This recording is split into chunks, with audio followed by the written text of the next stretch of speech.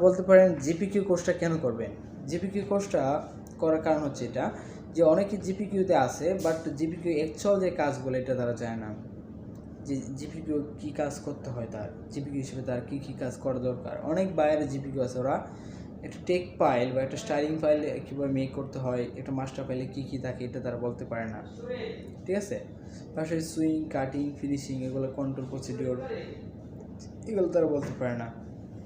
তো আমি জিপিকিউর যে ট্রেনিং কোর্সটা আছে এটার দ্বারা তাদের টোটাল জব ডিসক্রিপশনটা কী, তাদের মেইন লক্ষ্যটা কী হবে, জিপিকিউ হিসেবে তার মেইন লক্ষ্যটা কী, এবং সে কীভাবে স্টোর, কাটিং, সুইং, ফিনিশিং এগুলো কীভাবে ফলো আপ করবে, এটা কীভাবে সে তার ম্যানুয়ালগুলো স্টাডি করবে এবং নানা ধরনের প্রসিডিউর কীভাবে ইমপ্লিমেন্ট করবে। ওভারঅল একটা কমপ্লেক্স নলেজ আমি এখানে দিয়ে দিয়েছি।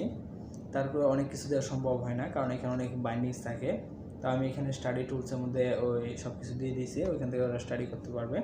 পাশাপাশি আমার অনলাইনের হোয়াটসঅ্যাপ গ্রুপ আছে, free online GPQ training WhatsApp group, এখানে অ্যাড হয়ে ওখানে আমাকে নক দিলে আমি এখানে আবার রিপ্লাই দিয়ে দিই।